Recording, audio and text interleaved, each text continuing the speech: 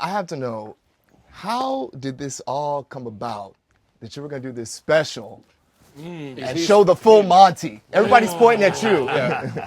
Yeah, it came about through me, but I was. Why did you guys agree to do it? That part. That part. When I call you up and say, hey guys, I'm going to need you to help me out with something. Sure, Anthony, what's up? I'm going to need you to help me get naked on stage. Oh, sure, I'm there. I mean, That's a testament to the relationships that you have. Thank you. No, it is. Well, he promised me to be in a movie. Never happened. Oh. And he threw me. Look at me. I'm in economy now. Was anybody reluctant when you called and you explained the concept? Taye Diggs. Oh, really? I just was like, are we really gonna? Taye And he was Diggs. like, no, we're not. Don't worry about it. You're not gonna get really naked. We're not gonna be. I was like, okay, well, absolutely. And No, but the thing is, it's true. Like, I knew the show from the UK. It was a massive hit in Europe, and it's so important. The message that we try to get people to understand is that really for prostate, colorectal cancer, testicular cancer is people are so embarrassed to get tested because they think that whatever it is, for some reason they don't do it. Just do it because it's worth it. There's nothing to it, and it will help you. And it's very, very important for men to just have these checks because really it can save your life. And he got us together and we all had a fantastic time. We really, really enjoyed doing the show, and hopefully, and I'm sure it's going to be wonderful, but the message that we try to get everyone to understand is it takes nothing. Just get in, do it. It can save your life. And that's why we're all with Anthony for this show. And then lots of things happened. Yeah, I think we were all on board for the message and for why it was important. We all recognized it, said yes. And then there was the actual doing of it, at which point most of our brains were like, what? Natural. And y'all got to work with a fantastic choreographer. Oh, best. Yeah, Mandy Moore is amazing. So Mandy what Moore's was amazing. the process, Tyler, like? I mean, rehearsals, learning the choreography. What was it like? She really broke it down for us, and we stayed on one piece for a long time until we were able to lock it in and then move on to the next one. And she just kept it so fun the entire time. And she's brilliant. She's brilliant. She's brilliant. Yeah, she's so much fun, and it never felt like work. It never felt tiring. It was an easy choreography, easy enough, for all of us who aren't experienced. And I love the rehearsals. I love, I haven't been in a rehearsal with a group of people for years because we all do our own thing. We are there, you do what you have to do. I do my gig, but being back in a team and working as a team and learning together, just not being, whatever center of attention. I loved it. Yeah. It felt like back in the days when I was, working with a team. Yeah. I absolutely loved that, and we had it was such a fun. laugh. We did have fun. He's such a tease. And also, Oh, he's such. He's such a tease. What does that mean? What does that? Oh, he knows what I mean. No, I don't. What does it mean? only Bruno No, knows. but I love it because it's kind of you have that kind of very similar sense of humor and kind of, throwing the curveball here and there. I mean, we had a How lot. much of the full Monty are we going to see? Well, it's fun. All of it. It's fun. It's called the Real Full Monty for a reason.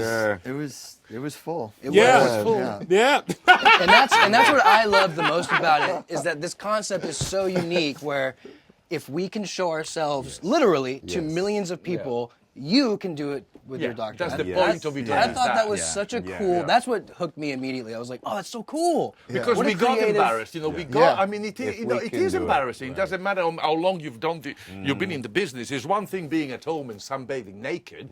One is, in front of you do that often? 2,000 people. Hello, mate. Here we go. Yeah. That I've never done that before. And it is. We were all very nervous, but they say.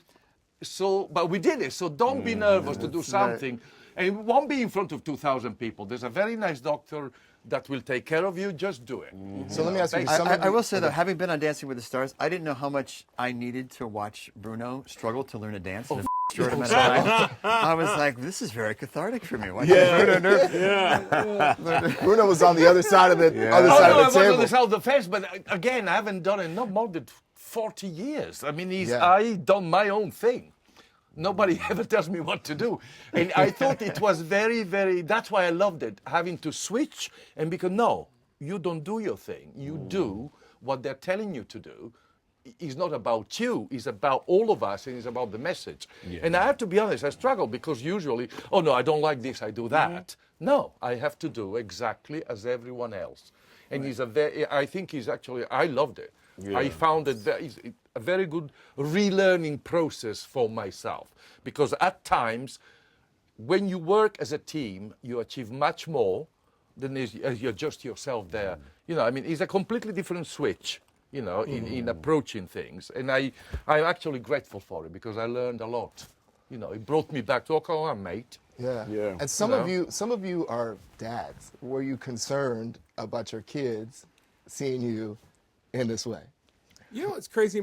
I have adult children. My daughter's 28, my son is 24, but I didn't tell them that I was going to be doing the Full Monty. Like, now my son's asking me, who's the 24-year, hey, Dad, so what's the Full Monty about? Now I got to sit up there and explain to him, like, oh, it's this little show I did with a couple of my boys, son. So what'd you do, Dad? Well, we learned to dance or two and got naked in front of a few other people. Yeah. I know Taye, you shared that your son has opinions and thoughts about things that you do. Yes, I'm proud. You know what I mean? You know, the young people today, I can't figure them out. With the TikTok and the Instagram, everybody's doing everything, but You sound like an old man. I feel like sometimes I feel like it, but the Instagram. everybody's on the internet. What is it? But this is something that I can say that I did that was difficult, but you know, it was a great cause. Just it all makes sense, and when you're trying to kind of lead by example, this is one of those situations where you know, I feel good about this one, and it'll hit. You know, it'll hit him. And speaking of feeling good, James, how you feeling? I'm feeling good. Feeling strong, in a good place. So thank you. And you are the father of 6 kids. Yeah. What do you think they're going to say? Or have they said anything? When I presented it to my 14-year-old daughter, I said, listen, there's this special. It's going to raise awareness for early cancer detection. It's a dance. And she's like, well, yeah, what's the catch? I said, well, it's based on this movie where these guys strip naked. And so we'd have to do it naked in a theater in Los Angeles. And she thought about it. And she goes, I don't really see the downside. And I was like, wow. Either you raised yourself or like I did something right. And then I told my 12-year-old, and he's like, you're going to get naked? I said, that's weird, man. I'm like, well, thanks for keeping it real, bud.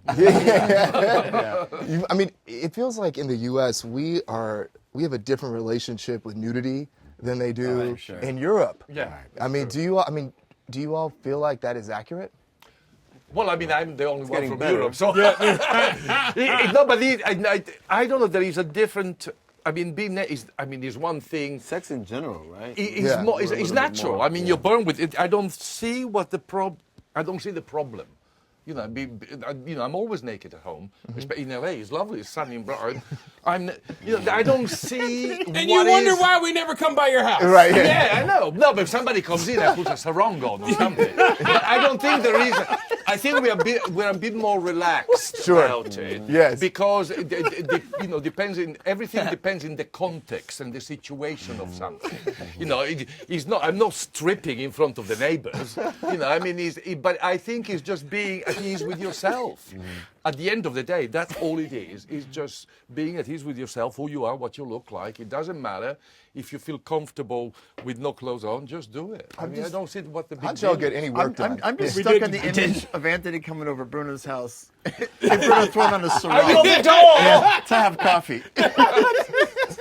No, but I mean, I'm not kind of opening the door to the postman. Yes. You know, but in my private. How do you get your packages? Within your in my private home, in my private, I do what I want. Bruno, I have a question. Yes, darling. How many times did you go to Studio 54? Yeah, I love it. I got a story. So I went once. I had a paper, a boiler suit, but made of paper. Okay. I was in shreds by the time I left. I was wearing floss, basically. That's the next special, Studio 54. People have this idea of the great thing about those clubs those days in New York.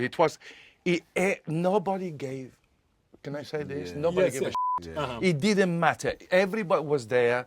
any kind, famous, rich, poor, it didn't really matter. There was a sense of kind of acceptance that I haven't seen for a long.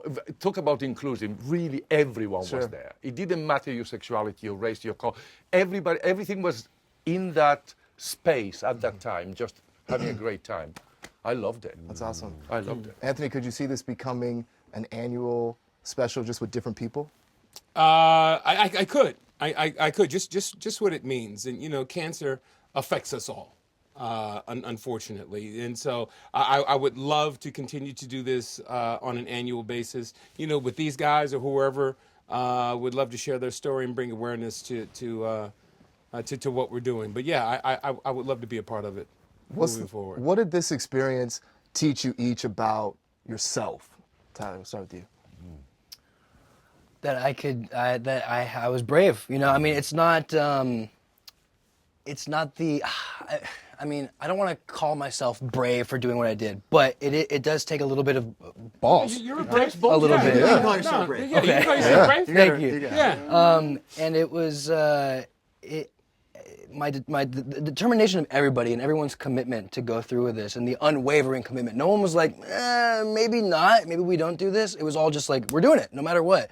And that was the fact that I have that in me, because that doesn't really need to come out. That doesn't come out too often in normal day life. So the fact that was in me, I was like, oh, very cool. All right, let's see what else we can do. Yeah, it was inspiring. Yeah, James? I learned how much I appreciate safety in numbers. You know, having a good group of guys to talk about my story with, and just, you know, everyone together, common goal, common cause. I learned. I was reminded of how much I appreciate that. Yeah. For Taye, for you? Just how easy it is to do something when everything is kind of aligned.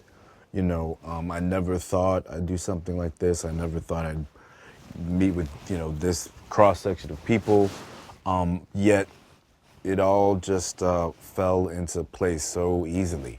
And, you know, later in life, I just love moments like that. That's how I know I'm supposed to be doing something. And this just, it ended up, yes, it was a challenge. Yes, I'm proud of myself. But at the end of the day, everything, you know, lined up so easily. It was like, okay, this is supposed to happen. So I was surprised at that. And Anthony, for you? That some things are bigger than ourselves. You know, that's what it is. You know, and sometimes we, you know, have to strip ourselves of ego, strip ourselves of our clothes, and realize that, you know, sometimes it's cathartic to be bare, literally, in front of the world to bring forth a message and knowledge about some things. So, you know, some things are much bigger than who we are. It is okay to be, I'm average. It's okay to be average, right? I don't compare. Nobody compares, but... Well, I'm not average. You know, by whose standards? Yeah, exactly. What are we talking about here? No, but I think the thing is, we all have very strong personality. But I think it's very important. For me, it was getting rid of that and being part of a team, united in delivering a message. So you have to get your ego out of the way and remembering what are we doing this for. And I think everybody did a fantastic job in just doing that. You know, united for this, for the message.